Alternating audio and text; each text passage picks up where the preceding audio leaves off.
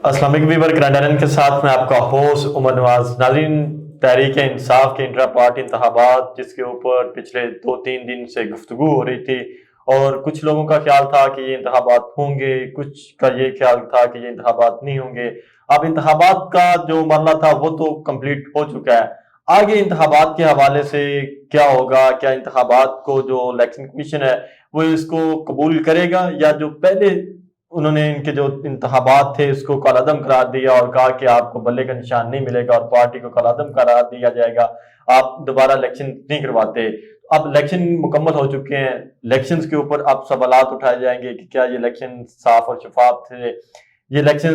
جس ماحول میں ہوئے، اس ماحول کے اوپر گفتگو کریں گے۔ میرے ساتھ سینئر جرنلسٹ اکرام راجہ صاحب موجود ہیں، جو بظاہر آپ ان کو دیکھتے رہتے ہیں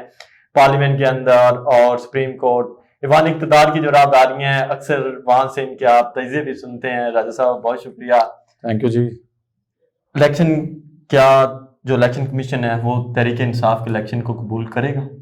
دیکھیں جی، الیکشن کمیشن کو یہ نتائج قبول کرنے چاہیے، کرے گا یا نہیں کرے گا یہ تو پاکستان میں اس وقت جو حالات ہیں، ساری کی ساری جو انسٹرکشنز ہیں وہ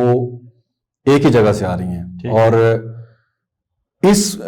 انٹرا پارٹی الیکشن کو، جو پچھلا انٹرا پارٹی الیکشن تھا، اس کو مسترد کرنے سے پہلے بھی آپ کو جب ہم نے وہاں سے رپورٹ بھی کیا تھا، اس کورٹ روم میں جب ہم گئے تھے تو سارے رپورٹر، جتنے بھی ٹی وی کے دوسرے جرنلسٹ جتنے بھی وہاں پر موجود تھے، وہ یہ سننے کے لیے وہاں موجود تھے کہ آج پی ٹی آئی کو بلے کا نشان مل جائے گا۔ آج انٹرا پارٹی الیکشن کے اوپر تو سوال ہی نہیں تھا کوئی، اور بالکل سب یہ مطلب الیکشن کمیشن نے آخری جو سماعت کی تھی اس میں یہ جسچر بھی دیا تھا کہ آپ کو اوکے کر دیں گے، درگزر جو کمیاں کوتاہیاں ہیں درگزر کی جا سکتی ہیں، یہ سماعت میں کنکلوڈنگ ریمارکس تھے۔ لیکن میرا خیال ہے آخری وقت میں جب چونکہ ایک طرف سائفر کیس میں وہاں پہ ٹف ٹائم تھا، دوسری طرف بھی اس طرح سے عمران خان کا جو بیانیہ اس وقت آن گراؤنڈ ہے اس کو ابھی تک رہنماؤں کو تو ادھر ادھر کر دیا گیا، لیکن عمران خان عوام میں ابھی بھی پاپولر ہیں، تو ان مشکلات کو دیکھتے ہوئے پھر آخری ٹائم میں انسٹرکشنز آئیں کہ جی پی ٹی آئی کو ابھی نہیں کلیئر کرنا الیکشن کمیشن سے، کیونکہ اگر آپ نے مقبولیت آپ ختم نہیں کر سکے، عمران خان جیل میں ہے، شاہ محمود جیل میں ہے، پرویز الہی جیل میں ہے، نیا چیئرمین ایک بالکل ایک عام سا چھوٹا سا ایک وکیل ہے، چھوٹا سا تو نہیں کہیں گے، چلے سپریم کورٹ کا وکیل ہے تو ایک وکیل ہے، سیاستدان تو نہیں ہے اس طرح سے پراپر ٹرینڈ، اور پھر پی ٹی آئی میں اس کا کوئی قد کاٹ اس طرح سے نہیں ہے، 2022 کی جوائننگ ہے، تو ایک نئے چیئرمین کے ساتھ اگر پی ٹی آئی پھر ان کو لیے مشکلات کھڑی کر رہی ہے، تو میرا خیال ہے ابھی بھی جو جہاں سے انسٹرکشن الیکشن کمیشن کو آتی ہے وہاں سے بھی کچھ بھی آ سکتی ہے۔ یہ بھی ہو سکتا ہے کہ الیکشن کمیشن اس کے اوپر بھی کوئی نیا اعتراض اٹھا دے کہ بیرسٹر غور جو تحریک انصاف کے چیئرمین منتخب ہوئے ہیں، اب اس حوالے سے کیا سمجھتے ہیں کہ کیا تحریک انصاف کو کسی اپنے بانی رکن کو وہ منتخب کرتے؟ اگر اسد کیسر کا نام لیا جائے یا پھر حامد خان کا نام لیا جائے، اگر بکلا پہ جانا تھا تو حامد خان ایک اچھا آپشن تھا، یا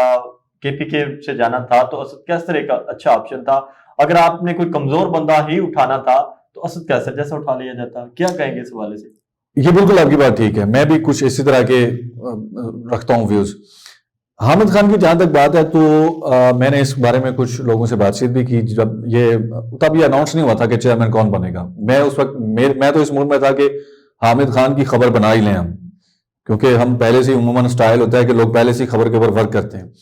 تو کچھ لوگوں سے جب میری بات ہوئی تھی تو انہوں نے کہا جی حامد خان نہیں بن رہے، میں نے کہا وہ کیوں نہیں بن رہے؟ تو چونکہ جو اس وقت یہ جتنی بھی معاملات ہیں میں آپ کو بتاؤں کہ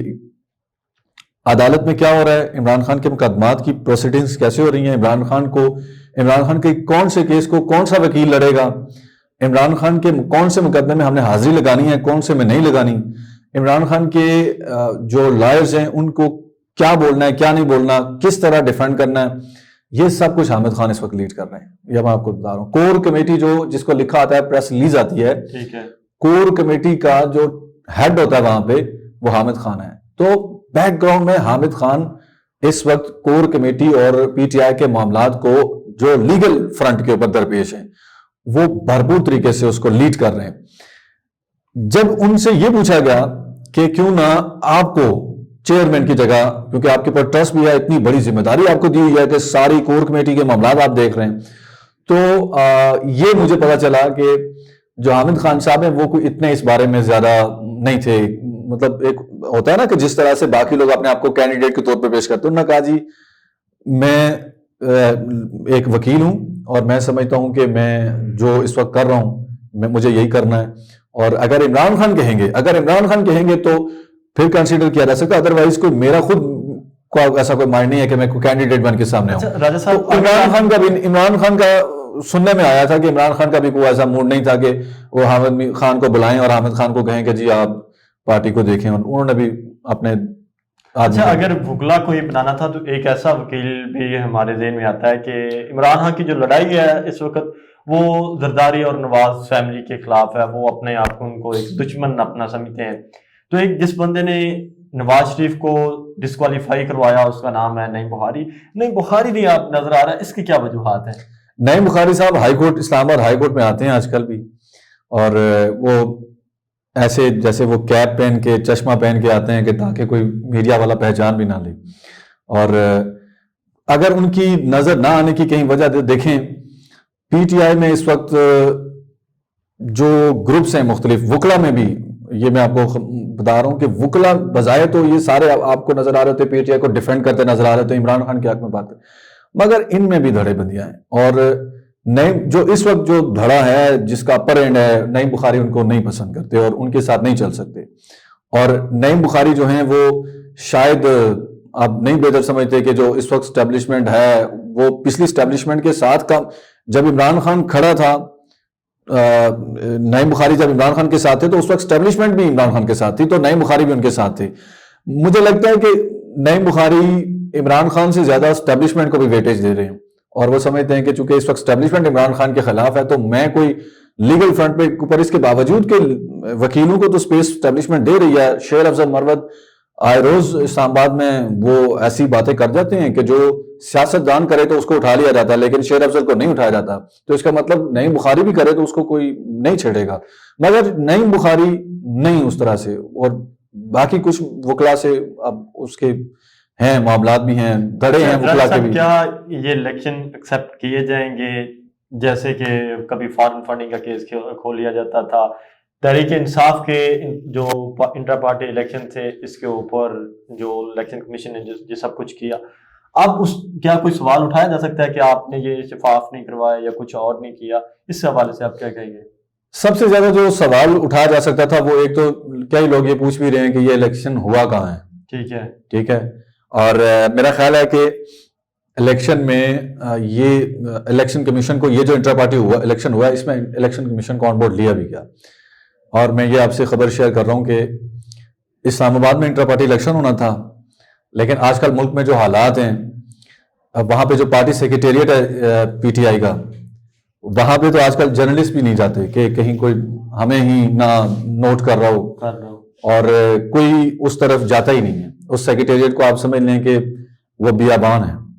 اگر کوئی جاتا ہے تو وہ متعلقہ لوگ ہوں گے جو آج کل وہاں پہ ان کے کوئی بہت زیادہ ضروری کام کاج ہوتے ہوں گے یا اس طرح, ادروائز وہ سیل سمجھ لیں. اب ایسے ماحول میں الیکشن کہاں کروانا تھا؟ پی ٹی آئی نے پہلے تو اسلام آباد میں پلاننگ ضرور کی, مگر سیکیورٹی کے لیے انہیں بہت زیادہ کنسرنس تھے. میری بھی چیف الیکشن کمشنر نیاز اللہ نیازی صاحب سے بات ہوئی تھی فون پہ, انہوں نے کہا جی ہم نے الیکشن کمیشن کو کہا کہ آپ ہمیں سیکیورٹی مہیا کروا دیں, یہ اسلام آباد پولیس کو یقین دہانی دلا دیں, ہمیں حکومت سے کہیں کہ ان کو سیکیورٹی دے, ہم انٹرا پارٹی الیکشن یہاں پہ کرانے کو تیار. انہوں نے کہا جی الیکشن کمیشن نے بھی اپنے بازو پہ یہ بات نہیں, انہوں نے کہا جی آپ کہاں کرانا چاہتے ہیں, آپ جہاں مطمئن ہو وہاں پہ آ جاتے ہیں. ہمارا رول جسٹ ہم اپنا مبصر ہوگا یا جو بھی ہوگا, جو الیکشن کمیشن کا جو رول ہوگا وہ آپ کو فیسیلیٹیشن کا رول ہم کریں گے, سیکیورٹی کے لیے ہم لکھ دیں گے, لیکن آپ کہاں کرانا چاہتے ہیں, آپ کو جہاں اعتماد ہو وہاں بتائیں. تو پھر میٹنگز ہوئی, اس میں عمران خان کا میرا خیال ہے سب سے زیادہ مرضی یہ تھی کہ انٹرا پارٹی الیکشن آپ پشاور میں کروائیں. ایک تو اس کی وجہ یہ تھی کہ پشاور میں آپ کو بتاؤں کہ اس وقت پورے ملک میں جو عدالتیں ہیں سب سے زیادہ پاکستان میں اس وقت جو عدالتوں کی پرفارمنس ہے وہ خیبر پختونخوا کی ہے. خیبر پختونخوا کا جو ہائی کورٹ ہے وہاں سوال ہی نہیں پیدا ہوتا کہ اسٹیبلشمنٹ کے مرضی کے کوئی فیصلے پشاور ہائی کورٹ سے اس وقت آئیں, بالکل نہیں آ سکتے. اور اس لیے وہاں پہ یہ کروایا گیا کہ اگر کوئی چھاپا پڑتا ہے, کسی کو اٹھا لیا جاتا ہے, چیف الیکشن کمشنر کو اٹھایا جاتا ہے مثلاً, تو الیکشن کمیشن نے تو 20 دن کی ڈیڈ لائن دی ہوئی ہے, تو چیف الیکشن کمشنر غائب ہو جاتا ہے, یا چیئرمین جو بیرسٹر گوہر نامینیٹڈ ہیں ان کو اٹھا لیتا ہے, یا بیلٹ سے اٹھا کے کوئی لے جاتا ہے. تو یہ معاملہ پھر کورٹس میں جاتے ہیں الٹیمیٹلی. تو انصاف کی اسلام آباد ہائی کورٹ میں تو چیف جسٹس عامر فاروق صاحب ہیں, اور عامر فاروق صاحب کی تو میں اینی شاہد ہوں جی, ان کی کورٹ میں ہم ڈیلی جاتے ہیں. وہ عمران خان کی درخواست آتی ہے رجسٹرار کے پاس, پہلے وہ اعتراض لگا کے باہر پھینک دیتا ہے, پھر اعتراض دور ہوتے ہیں, آتی ہے لمبے دنوں تک, اس کے اوپر ڈیٹ ہی نہیں فکس ہوتی, پھر ڈیٹ فکس ہوتی ہے, ایک سماعت ہوتی ہے, اگلی سماعت ہوتی ہے, لمبی سماعتیں ہوتی ہیں, پھر فیصلہ جب ہو بھی جاتا ہے تو چیف جسٹس یہ بھی نہیں بتاتے کہ فیصلہ میں کب اس کا کروں گا. بعض اوقات مہینے بعد فیصلہ سناتے ہیں, بعض اوقات سناتے ہی نہیں ہیں, کئی درخواستیں دبی بھی دبی ہوئی ہیں. جبکہ دوسری طرف نواز شریف کو ہم روزانہ دیکھتے ہیں, مگر نواز شریف کی آدھے گھنٹے میں درخواست آئی, لگی,